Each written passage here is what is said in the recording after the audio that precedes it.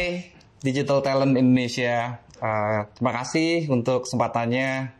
Saya akan menyampaikan tentang empowering developers in disruptive era. Oke, ya kalau kita bicara disruption, saat ini itu bisa terjadi di mana-mana dan di mana saja begitu. Jadi pada dasarnya saat ini itu kalau banyak kita bicara untuk disruption itu ada 3 hal yang utama. Pertama, satu ya, untuk yang masalah harga. Jadi dari sisi harga, ini disruptor ini masuk dengan harga yang luar biasa berbeda, bahkan mungkin harganya jauh lebih murah dari yang sebelumnya gitu. Terus kemudian kalau kita bicara sebelumnya ya, kalau ada incumbent yang kita sebut gitu ya. Nah itu mereka itu bikin entry barrier gitu ya, bikin pertahanan gitu. Nah ini para disruptor itu membuat pertahanan tadi itu tidak berdaya lagi, sehingga yang namanya incumbent itu bisa dikalahkan oleh disruptor ini. Kemudian yang menariknya, disruptor ini juga memberikan banyak namanya opportunity maupun satu hal yang mungkin tidak bisa disangkal, ya misalnya satu kemudahan, kenyamanan, satu pengalaman yang baru gitu. Dan yang menarik kalau kita bicara tentang disruption sekarang, disruption ini bahkan bisa terjadi untuk para disruptor. Nah, ini yang mungkin membuat kita nih developers, digital talents, ini kita harus bersiap begitu. Karena adanya disruption ini. Nah, coba kalau kita lihat sekarang ya, 2 tahun terakhir ini. Ini ada COVID-19 yang sedang menyerang kita gitu, dan hopefully segera berakhir gitu ya di tahun ini, dan segera kita beralih ke masa-masa yang kita sebut adalah masa normal baru. Nah, kalau kita bicara selama 2 tahun terakhir ini, karena pandemi, ternyata terjadi banyak sekali ya, di satu sisi adanya disruption, tapi di sisi yang lain, digital adoption-nya luar biasa. Jadi kalau kita bicara 37% pengguna digital ini baru selama 2 tahun ini.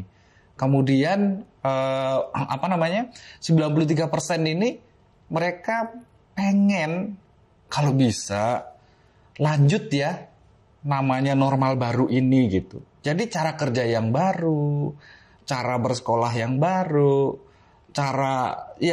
even cara untuk kita ketemu, cara melakukan apapun itu banyak sekali yang baru gitu. Dan mereka pengen ini tetap gitu kalau bisa gitu. Dan yang menariknya kalau kita bicara ekonomi, semuanya tadinya kan pada pesimis gitu. Bahwa dengan pandemi ini kita mungkin akan mengalami suffer gitu ya di ekonomi gitu. Tapi ternyata kita lihat 400% ini increase transaksi e-commerce selama pandemik ini begitu. Jadi transaksi elektronik meningkat, transaksi e-commerce meningkat, dan ini di banyak hal gitu ya. Kalau kita bicara mulai dari grocery, terus kemudian education, video streaming, nah jelas nih, kita juga banyak nih. Hari ini kita juga menggunakan video streaming, layanan online gitu ya, yang bisa kita pakai untuk segala aktivitas kita. Dan, nah ini yang menarik ya, kalau kita bicara apa sih developers atau digital talent ini yang harus perhatikan selama terjadinya perubahan teknologi ini. Gimana sih kita tetap keep up gitu, tetap bisa mengikuti perubahan yang ada, dan bagaimana kita bisa unlock value dari teknologi tersebut. Ya, satu, ini kalau kita bicara ini ada 7 gitu ya.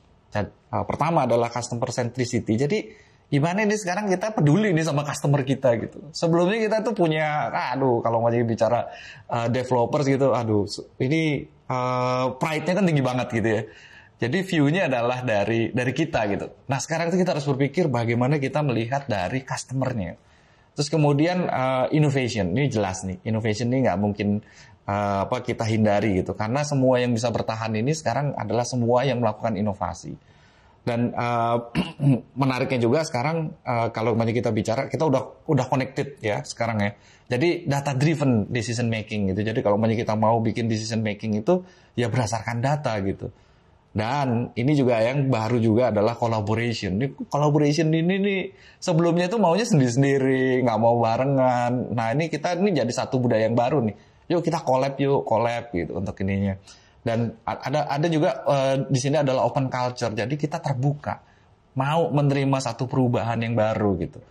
Dan digital first mindset nih, jadi digital mindsetnya juga harus ada.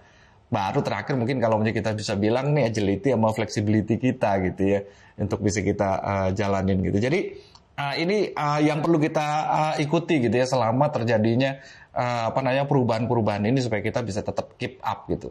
Ya kalau di kami gitu ya, di Telkom kami juga melakukan digital transformation begitu.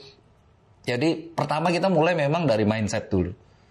Jadi mindset ini memang penting sekali gitu, bahwa kita mau berubah dan ternyata perubahan itu adalah sesuatu hal yang tetap. Baru kita bicara nanti gimana bangun digital capabilities-nya. Terus kemudian bagaimana ini kita tetap lean gitu ya untuk jalan. Dan kalau banyak kita bicara di sini, jadi itu baru dari aspek people-nya gitu ya. Kemudian ke teknologinya, dan yang terakhir adalah di prosesnya gitu. Di mana 3 hal ini nih sesuatu yang memang harus kita lakukan. 2 hal mungkin yang nanti banyak kita bicara di sini. Satu, pertama untuk people-nya, tadi ya, mindset sama digital capabilities plus collaboration. Di sisi teknologinya, ada platform, ada reusability, dan lean. Dan terakhir untuk yang diproses. Nah, cara kerja, cara berproses ini baru. Yang sebelumnya ini mungkin kita tidak mengikuti hal ini gitu. Artinya misalnya kita dulu bikin requirement dulu, terus kemudian setelah jadi requirement-nya baru kita develop gitu. Sekarang udah nggak bisa tuh. Kita modelnya sekarang ya macam-macam. Ada yang namanya agile, scrum, segala macam yang kita manfaatkan untuk bisa percepat dalam proses development yang benar-benar bisa untuk mendukung ataupun memenuhi kebutuhan dari customer kita. Nah, ada satu hal lagi, bahwa ini tuh sebelumnya nggak terjadi gitu ya. Dimana kalau banyak kita bicara untuk masalah mindset kita untuk growth. Nah ini yang membedakan gitu ya, begitu kita ngomong gimana sih satu perusahaan itu digital gitu ya. Satu perusahaan tersebut quote unquote non digital gitu ya. Jadi kalau saya beberapa pernah melakukan satu aktivitas social entrepreneurship gitu ya. Saya cobain gitu, ketemu dengan yang entrepreneur yang memang pengusaha, dia tuh pengusaha makanan tradisional lah, kita sebut seperti itu. Dan kebetulan sudah mapan gitu. Begitu kita tawarkan, oh ini kalau kemasannya dibagusin, terus kemudian kita bisa menggunakan internet untuk kita pasarkan secara global gitu segala macam. Dia bilang, waduh, saya gini aja udah happy gitu ya untuk ininya. Nah, itu yang membedakan dengan yang satunya kalau banyak kita lihat perusahaan teknologi gitu ya. Di mana perusahaan teknologi itu bicaranya adalah gimana kita bisa melakukan satu scalability gitu ya, growth untuk bisa menjadi besar gitu, bisa scale gitu untuk ininya. Itu tadi yang kalau banyak kita bicara tadi ya, begitu kita mau karena adanya disruption ini gitu, gimana kita bisa mendisrupt ini ya tergantung dengan capability kita untuk bisa men-scale gitu. Dan kalau banyak kita mau masuk ke area di sini, gimana sih caranya kita itu bisa open untuk improve, dan kita percaya untuk bisa makin bagus, makin cepat, makin layanannya juga makin oke, dan ini terus menerus dalam satu model iterasi, dapatin feedback gitu, dapatin feedback kita perbaiki, kita improve terus gitu. Dimana sebelumnya itu udahlah, customer nunggu aja deh untuk yang ini. Sekarang nggak bisa lagi tuh. Itu semua satu hal yang memang harus kita rubah untuk dalam hal ini gitu. Dan begitu kita bicara tadi ya, ini nggak lepas dari inovasi. Nah kalau mau bicara inovasi, salah satunya untuk bicara teknologi.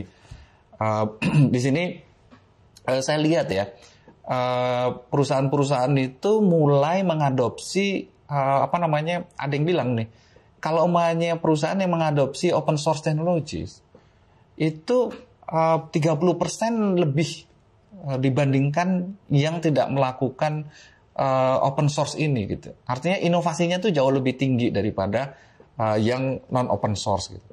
Terus kemudian dari sisi developernya juga happy gitu. Siapa sih sekarang developer yang nggak pakai produk-produk open source lah misalnya gitu ya.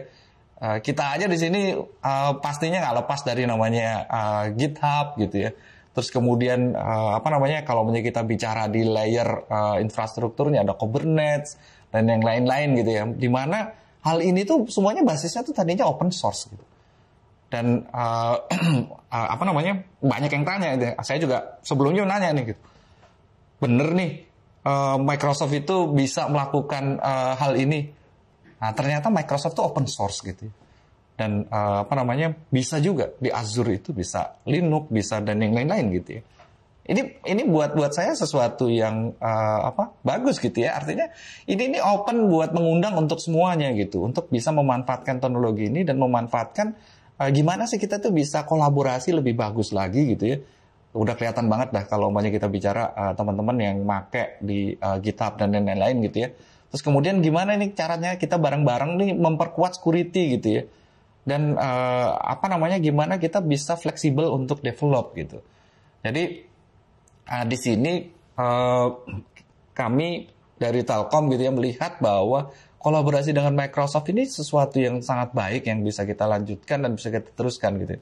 Kami percaya gitu dengan kita bicara Indonesia di sini gimana kita mendevelop ekosistem untuk developer dan juga untuk gimana saat ini kalau di kami sendiri gitu ya, kami sangat membutuhkan untuk digital talent ini untuk bisa memperkuat bagaimana kita bisa mendigitalisasi ataupun mendigitisasi baik itu dari Indonesia. Kemudian bagaimana kita bisa memberikan layanan yang lebih baik untuk Indonesia. Ini adalah satu hal yang bisa kita lakukan bersama-sama. Sehingga kita dalam hal ini menginvite seluruh teman-teman untuk join di program kolaborasi ini. Sehingga ini bisa benar-benar mewujudkan yang tadi ya untuk Indonesia Digital Nations. Kalau kita bicara great work are performed not by strength but by perseverance. Ini katanya Samuel Johnson gitu. Demikian pemaparan saya. Oke, para digital talent developers, mari kita bersama membangun negeri. Semangat bersama berdayakan Indonesia.